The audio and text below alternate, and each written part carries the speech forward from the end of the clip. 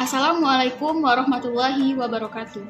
Perkenalkan, saya Nadia Fitri dari Prodi Farmasi Stikes Harapan Ibu Jambi dengan NIM 1948201063. Hai, pada kesempatan kali ini saya akan membahas tentang hipertensi. Apa sih hipertensi itu? Hipertensi adalah nama lain dari tekanan darah tinggi. Suatu kondisi di mana tekanan darah lebih sama dengan 140/90 mm air raksa. Berdasarkan penyebabnya, hipertensi dibagi atas dua, ada hipertensi primer dan ada hipertensi sekunder.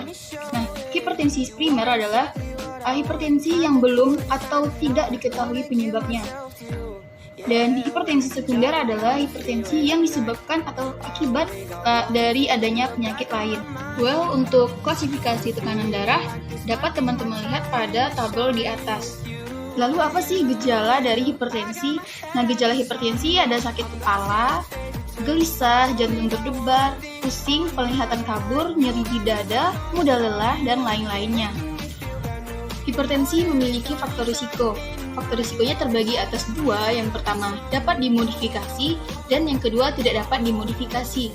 Nah, yang dapat dimodifikasi ada obesitas, merokok, kurang aktivitas fisik, diet tinggi lemak, konsumsi garam secara berlebihan, dislipidemia, konsumsi alkohol secara berlebihan, psikososial, dan stres.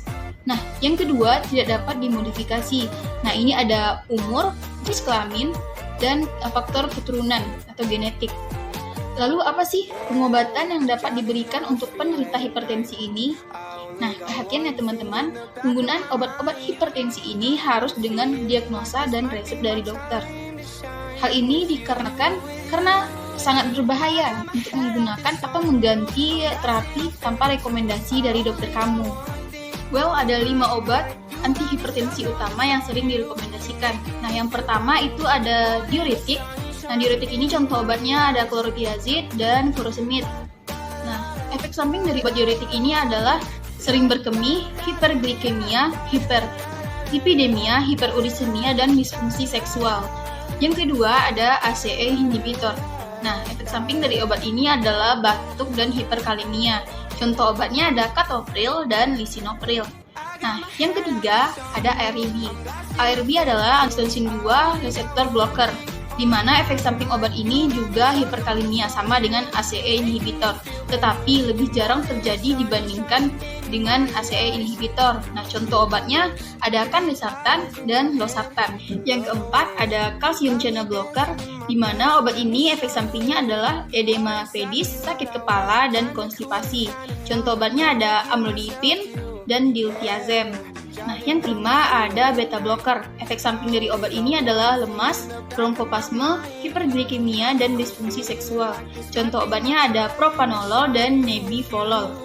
Kapan sih waktu terbaik untuk minum obat antihipertensi? Nah, secara umum, tekanan darah menurun 10% pada malam hari. Nah, ini disebut dengan dipping.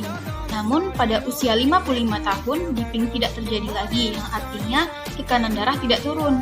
Hipertensi non-dipping ini adalah faktor risiko stroke, serangan jantung, ginjal, dan sering terjadi pada malam hari. Kenapa malam hari tekanan non-dipping? Nah, ini dikarenakan karena pembentukan angiotensin 2 dan aldosteron yang bertanggung jawab terhadap tekanan darah lebih banyak dihasilkan pada saat istirahat. Oleh karena itu, obat golongan ACE inhibitor seperti captopril dan ARB seperti candesartan dianjurkan dikonsumsi pada malam hari. Nah, terkhusus untuk golongan ACE inhibitor seperti captopril, jika risiko batuk sangat mengganggu, pilihlah waktu terbaik kedua, yaitu pada pagi hari. Yuk, kendali hipertensi dengan patuh. P. Periksa kesehatan secara rutin dan ikuti anjuran dokter. A. Atasi penyakit dengan pengobatan yang tepat dan teratur. T. Tetap diet dengan gizi seimbang. U. Upayakan aktivitas fisik dengan aman. H. Hindari asap rokok, alkohol, dan zat karsinogenik lainnya.